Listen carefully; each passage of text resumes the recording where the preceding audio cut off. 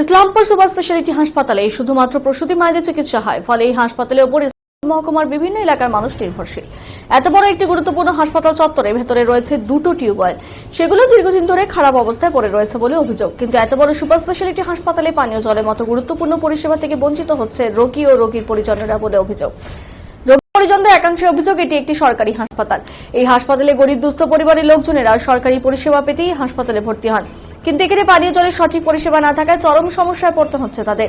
তাই বাধ্য হয়ে দোকান থেকে জল কিনে খেতে হয়। এতে হাসপাতাল কর্তৃপক্ষের বিরুদ্ধে অনেকেই ক্ষোভ উগরে দেন। এমন অবস্থায় দ্রুত সমস্যার সমাধানের দাবি তুলেছেন অনেকেই।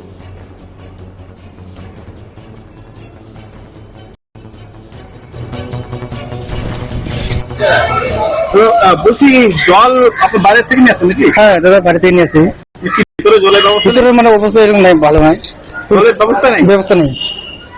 কত মানে সমস্যা হয় আপনার? সমস্যা, অনেক সমস্যা হয়, সে রুগী সবারই সমস্যা হয়।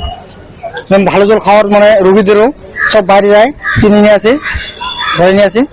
বাইরে নিতে গেলে 10 টাকা 20 টাকা ভালো জল খেতে গেলে। আর এরকম মানে আসলে কোনো নেই, জলের ব্যবস্থা নেই। বাথরুম ভিতরে গেলে 10 টাকা, বাইরে গেলেও এখানে 10 টাকা। আপনার নাম কি? আমার নাম এমডি সেমিরউদ্দিন, বাড়ি আমাদের হয়ে গেল সোনাপুর। কি সমস্যা এখানে আপনাদের? এইখানে দাদা আছে আমাদের জলের সমস্যা। জল আমরা ভিতরে জল পাই না। যাই হোক, আমরা ছেলে মানুষ বাইরে থেকে নিয়ে নিচ্ছি। এখন যে রুগী আছে ভিতরে, সে রুগীটা করবে কি? ছেলে মানুষকে তো এমনি ঢুকাতে দেয়নি। সবসময় রাত্রে একটু রাত্রে আমাদের অসুবিধা হয়, মেয়েরা তো রাত্রে বাইরে যেতে পারবে না, ভিতরে একটুকু জল নেই। যাই হোক, জলটা মনে করো বাইরে থেকে কোথায় থেকে আমরা এমনি ফ্রিতে নিয়ে আসলাম। এখন রাত্রে কোথায় পাবো? রাত্রে তো দোকান খুলে থাকে না। ভিতরের জন্য এই জলটা যদি আমরা ভিতরে পাইনি, তাহলে কতটা সুবিধা হবে। এখান থেকে আমরা জল কিনে নিয়ে যাচ্ছি, এটা হলো ফ্রি হাসপাতাল, ফ্রি হলো না। ফ্রি জলটা আমরা এখানে সবকিছুতে আমাদের টাকা লাগতেছে। এখন জল কিনতে গেলেও টাকা, বাথরুম গেলেও টাকা, এখন কাপড় চোপড় ধুইতে গেলেও টাকা, সব জায়গায় টাকাই লাগে। তাহলে আমরা ফ্রিটা হলো কোথায়?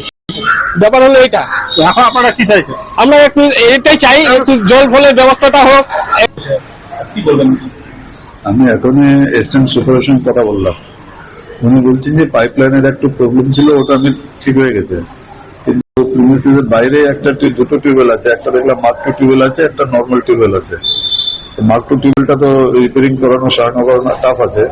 তো আরেকটা যে পাশে টিউবওয়েল আছে, সেটাকে আমি আমাদের টিউবওয়েল যারা ঠিক করে তাদেরকে দিয়ে ঠিক করা দিচ্ছি।